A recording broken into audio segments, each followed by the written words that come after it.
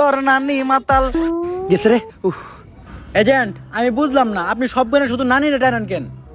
ছোটবেলায় আমার বাবা মা মারা গেছে, তারপর আমার নানি আমারে পালছে, তাই নানি হইলো আমার জন্য আবেগ, নানি হইলো ভালোবাসার আরেক নাম।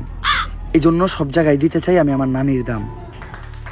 এইভাবে চলতে থাকলে আমরা বেশি দিন আর জম্বির থেকে সার্ভাইভ করতে পারবো না, তাই তোমার ঘরে আমার ট্রেনিং দিয়া জম্বির সাথে লড়াই করার মতো অবস্থানে নিয়ে যাইতে হইব। চলো।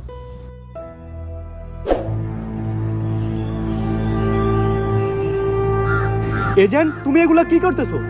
আমার কাছে কিছু অ্যাক্সেসরিজ আছিল, ওগুলা দিয়া কিছু হ্যান্ডমেড বন্দুক বানাইতাছি, কারণ জম্বিগুলোকে খালি হাতে বাইরে ওঠা সম্ভব না। ও আচ্ছা, দুনিয়া যখন স্বাভাবিক হইব তুমি আমার এরকম 2-4টা বন্দুক বানাই দিও, তোমার একটা পদ দিয়ে দিমুনে, আর তোমার থেকে কখনো চান্দাও নিমু না। তা ভাই তোমার পথ কি? সহসভাপতি পদপ্রার্থীর ডাইনাত। সামসা। এই এজেন্ট টম ক্রুজ, তুই চামচা কারে কইলি? খালি নেতা বাইছে নেই দেখা, নাহলে আজকে ছোটখাটো একটা পদ আমারও থাকতো। আমার কাছে অ্যাক্সেসরিজ কম ছিল, বেশি গান বানাইতে পারি নাই, তাই সবাইরে গান দেওয়া পসিবল না। আমার এইসব বন্দুক টন্দুক লাগবো না, আমি যে মন্ত্র জানি আমার মন্ত্র দিয়ে আমি সব জম্বি করে ভস্য করে দিমু। হ্যাঁ, ওইটা তো একটু আগে দেখলামই। এখন একটা আপেল থাকলে ভালো হইতো, কারো মাথার উপর আপেলটা রাইখা পারফেক্ট টার্গেট কিভাবে করতে হয় ওইটা শিখাইতে পারতাম।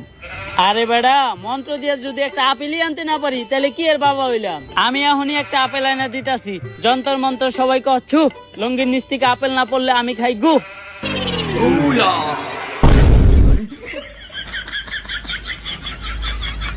অনুপ্রেরণার আরেক নাম ভন্ড বাবা। এই আপেলটা না ধুয়াই তোমরা সবাই খাবা, খাইতে গিয়ে যদি গলায় আটকাই তাইলে পানি চাপা।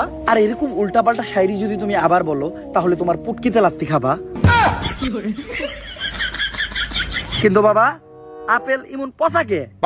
হাল আর পু 400 আপেলের কেজি, আমার এই বাহি মন্ত্র দিয়ে কি ভালো আপেল আইবো?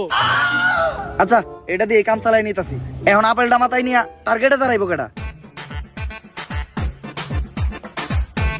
আমি এজেন্ট টম ক্রুজ, একজন লাইসেন্স প্রাপ্ত শুটার।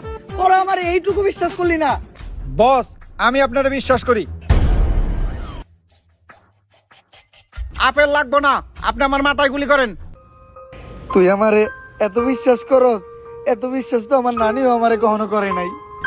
বস, আমি এইটা বিশ্বাস করি, বন্দুক যেহেতু আপনি বানাইছেন, এই বন্দুক দিয়ে গুলি বেরোবো না। দেখ,